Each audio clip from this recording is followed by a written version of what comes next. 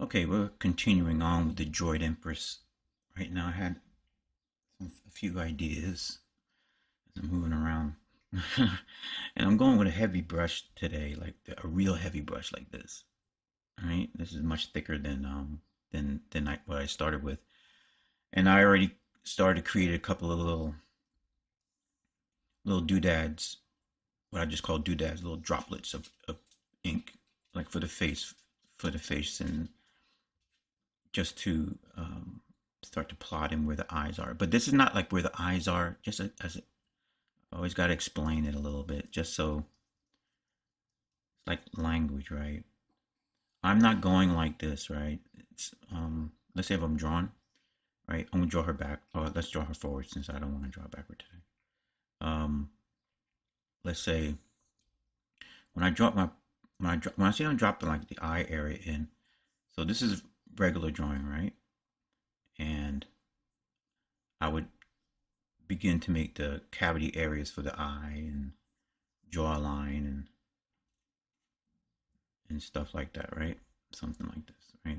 And then the ear and draw a line, stuff, right? Like this, and start to build out like that, right? But I'm not doing that. What I'm doing is I'm actually suggesting like this area would be like after I figure out if I want to shade. So come on. I'm actually suggesting it when I drop it down like this, when I go like that, right?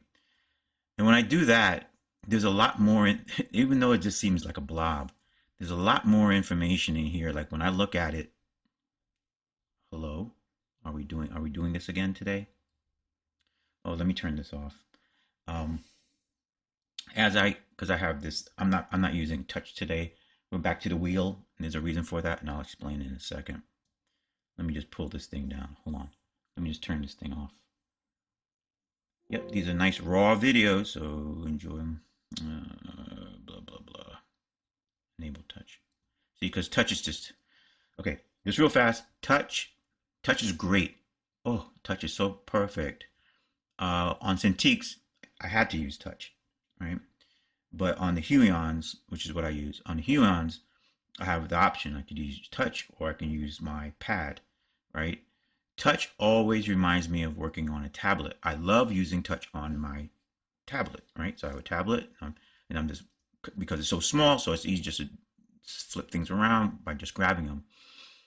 But when I when I work almost at art scale, it feels weird. It really does. It feels weird to touch on my paper and go like this because I would never be doing that in the real world. I never would be touching my paper. So it's like a movement. Gestures to me, for me, just feel like a movement that are relegated to small screens. The bigger it gets, to me, the less I want to actually touch onto it because the gesture becomes almost too powerful. Like when you zoom, it's like boom, right? And I'd rather just do it with a wheel because the wheel is more subtle, right? I can just go do do do, and it's more accurate, and my hands aren't on the screen, right? And I don't have to worry about. And then of course, it gets rid of me having to mistakenly pressing, and then all of a sudden something pops up on the screen that I don't expect it to pop on the screen and stuff. So, but anyway, so here's the eye thing, right? Um, so when I'm drawing, I don't want to lose this one, and of course, my voice is always raspy in the morning. Um, what is this? What color is that? So, so like this area here is literally my eye is seeing that as like the cavity that you would see. I'll just put it into another color, please. Uh, it would be like in the cavity that's, let's say, because you're gonna have like this for the bridge of the nose, right? It would be like in that cavity that's right here for the eye. Okay, it would be this. I'm not drawing it as accurate, but it would be this cavity area that happens with the eye. Basically, right underneath the eyebrow. I know it sounds kind of wild, but that's how I'm actually seeing it. Like right below the eyebrow is this section. I'm actually reading it as a plane like this. And some professor out there said he said plane. Right? So I'm actually reading it as a plane like this. Let's zoom in. right? As a three-dimensional plane, okay, on the form, right?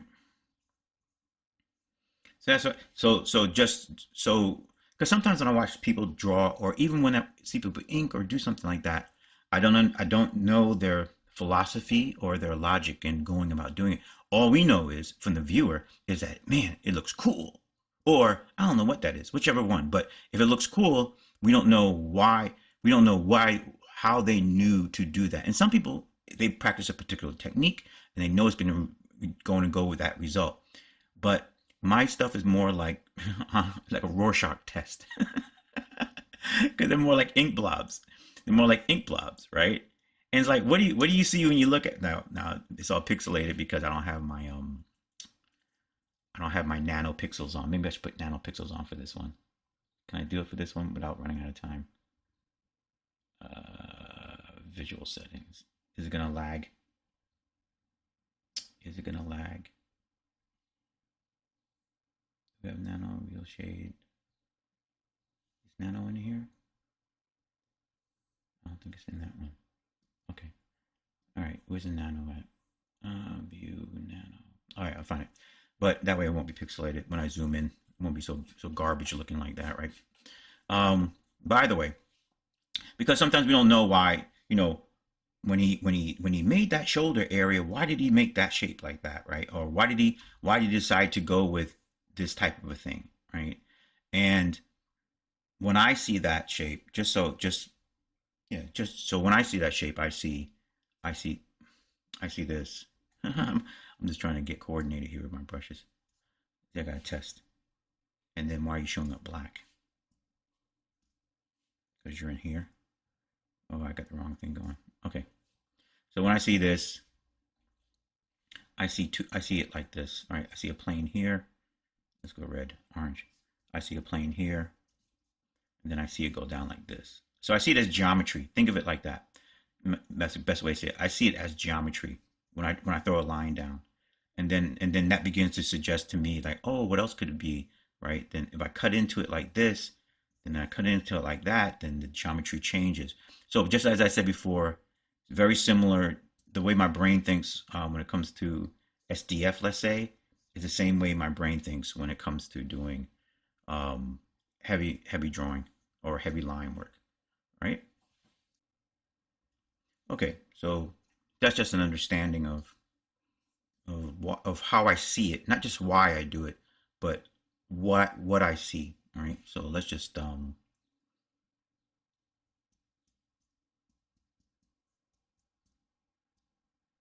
I think it's cool to understand it because like even like I always say I like Frazetta and stuff like that. It'd be great, but Frazetta his time wasn't during the digital age, right? So he wasn't making videos and videos and videos about his process and how he thought about things. And matter of fact, sometimes Frank is like, "Oh, I just did it that way because I did it that way," and it's like, can we get more information? In other words, not particularly on the technique, maybe, but just on, let's say, how he thought about things. So this, I just dabbed that in, and I was like, okay, I'll just do it again for the video. This little section here, and I was like, no, don't do that because usually lines are just they're a one-off thing, right? And I liked this. It's almost like a sorrowful gaze kind of a thing on with the eye here. I really see it a lot in this from this perspective, right? But I don't normally draw, but I don't. So the piece is going to wind up being probably in this perspective. Because remember I said, well, we're going to start off smooth, and then it's going to end complex. Usually I would say we want to go complex and then end in smooth. But maybe it's going to be a balance because this is kind of smooth, flowing. And this is cool. It's complex here, flowing down here. So we'll see how it works out. But right now I see more likely she's going to wind up being in this positioning. Something about that facial structure, I like it like that. So let's go on. Enough talk. We're still going. Everything's still on. All right. Let's see if we can flesh out. So now I'm in this reverse here. I just like to keep everything fixed. I got a bigger blobby brush. Well, it was blobby, we were real blobby like that. So let's see how far we can get with this guy. I'm gonna make another video today on how I on like some basic element, my basic process for color, for adding color, and that should be a little enlightening actually, just a little bit. That it's just like a little introductory thing of like why I do certain things, and then it should take off from there. I don't want to add another line. See, I gotta talk while I do this. Let me just zoom in. I keep forgetting I have a pit window open, so I'll just zoom in a little bit. Right here. This is a good thing for me. Let me see. Can I cut in here? I'm just trying to get her at a certain size so I can see the overall comp. Right, and I'm going to do a little drawing. Maybe flip her from here. There you go.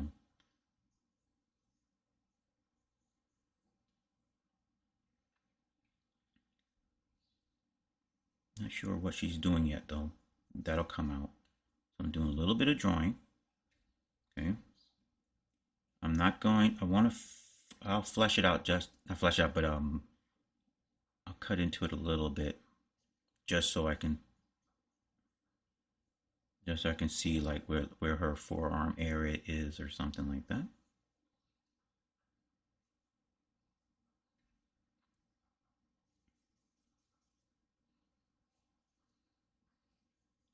Right, I'm not trying to go in any type of detail or anything like that.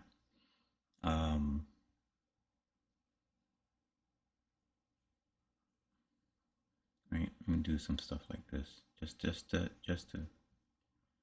there you go, like that. Okay, and I don't know why you're doing that. And then now we're actually rolling. We're actually going somewhere. Let's see. Ooh, see, I want to address that breast area. I don't know how baby doll I want her to be. Talking out loud my thoughts, which is an odd thing actually, because this would be happening like in fractions of a second. But we'll just take it slow, since I don't have any vids on stuff like this. So let's say I would go like that, and then she's in profile view pretty much right now for the moment. And then I need to see, but see, I can't really tell here, so I'll flip her upside down. Can't really tell how the breast is sitting there. Right? It's a little more, I don't want her to be like real baby dollish. I kind of like this kind of, not saggy, but the non-enthusiastic kind of a way it was. That's the best way to describe it. Yeah, I'll leave it the way it was before. Just like that. I'll just leave it the way it was before because it appeals to me here. There was something I did see in the video. Now, hopefully well, there's no hope because when I work, I don't think, oh, I'm going to destroy this. No, I just keep going and going and going and going. So I don't hope anything. I saw it was, no, not so heavy of a line.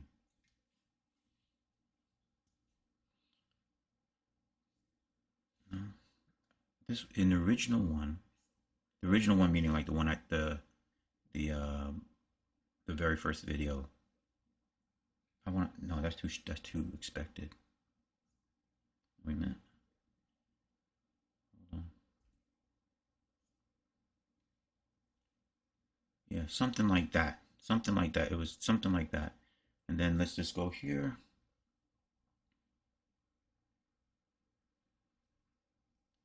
And let me just reverse her. And I'm going to want it thinning out that line eventually. But it wasn't like a flat area. It was like that. There you go. There you go. We're getting somewhere.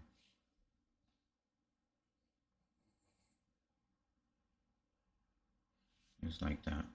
And she's from the Andromeda world. So she's going to be, I'll go with that for right now. Right, so and then we're just going to pull down. I just need some more information down here. It doesn't matter to me that I work with a thinner line here because the shadowed area is back here. So this is going to be with a thicker line. This is going to be where the thicker line is anyway, right? But we don't have anything down there, okay? But at least gets us going. And I just want to, before the video ends out, hold on. You can at least get it rounded. Oh, you see that? You see what just happened? I think I need to restart because of the touch, but that's fine for the video. That's fine.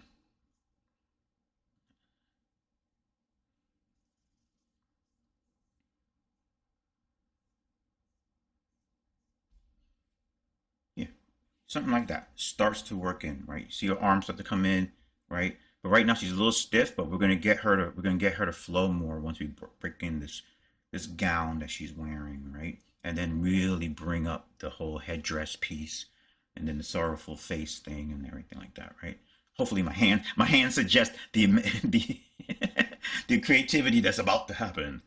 All right. Anyway, we'll follow up with a part 3. All right. Thanks for watching.